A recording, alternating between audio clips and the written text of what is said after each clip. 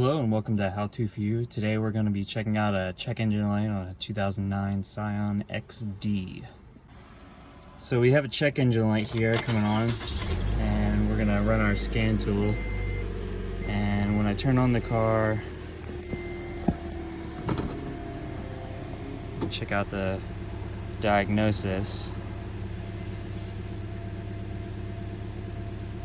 What it's been telling us is that we have P0456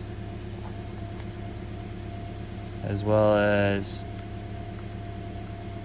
P0441 and P0455. The main thing that I've researched on this is that it could be a faulty gas cap. This is a 2009, so we're just going to change it and see how it goes. So I just got this gas cap down the street at a local auto parts store. It's like 10 bucks. But first thing we're going to do is take off the cap and replace it.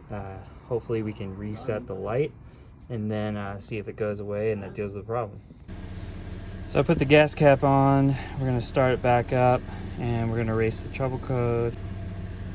Erasing all the codes.